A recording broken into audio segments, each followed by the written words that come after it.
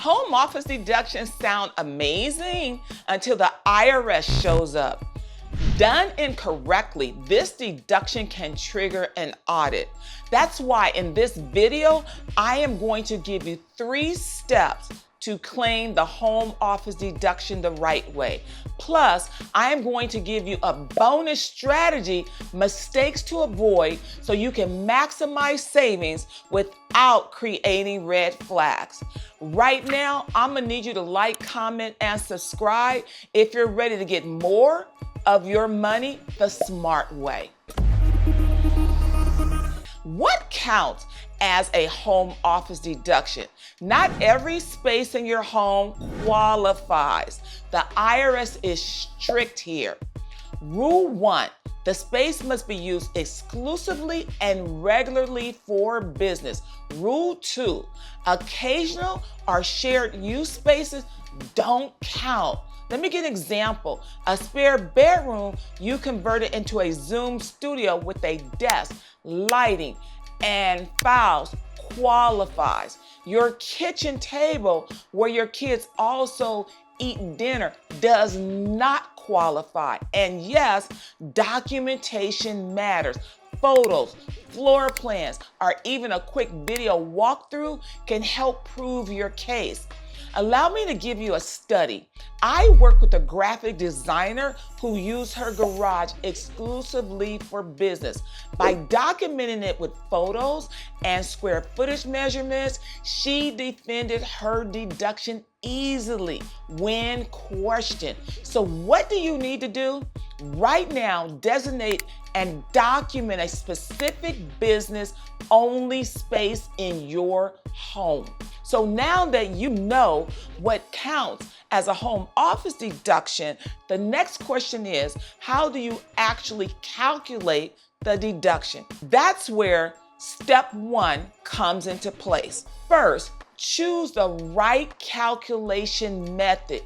You've got 2 choices. The simplified method, which is $5 per square foot, max 300 square feet.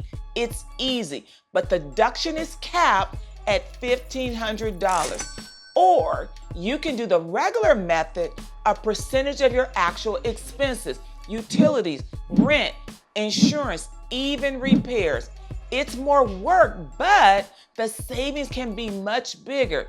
Let me give you an example. A 200 square foot office out of 2,000 square foot home equals 10%.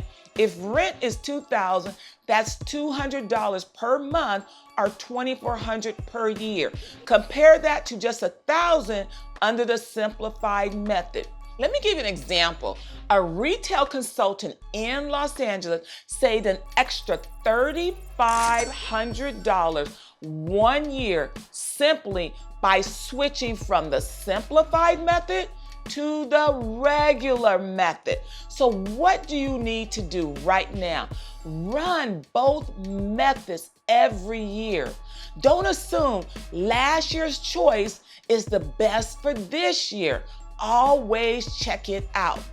Now, my friends, once you know how to calculate, the next risk is overreaching. That is where many business owners get into trouble.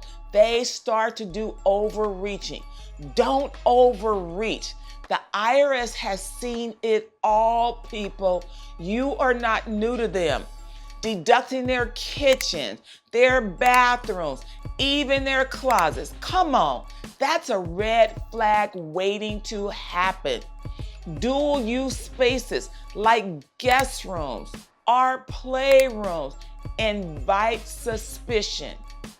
And overclaiming square footage is one of the top audit triggers. Don't believe me? Let me give you an example. A client once tried to claim 80% of their home as a business space. That's not realistic. And it put them on the radar. Don't do that. Let me give you another case study. A coach who honestly measured her 150 square foot office space versus her 2,000 square foot home, she kept her deductions safe. Why?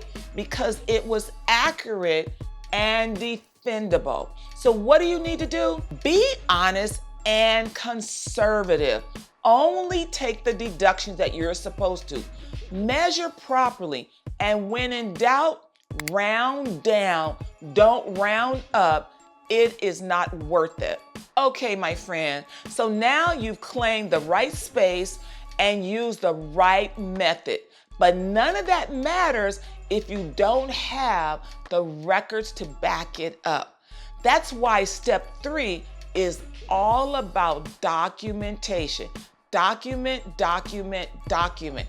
It is mission critical for you. Keep bulletproof documentation. Receipts are your best friend.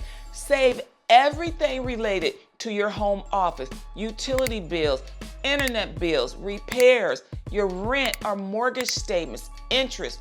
Keep a written record of your square footage breakdown, office space versus home space. And here's the key. Don't just keep it in a shoebox. Save it digitally so you are always audit ready. I always say the receipts disappear when the auditor shows up. So keep it digitally.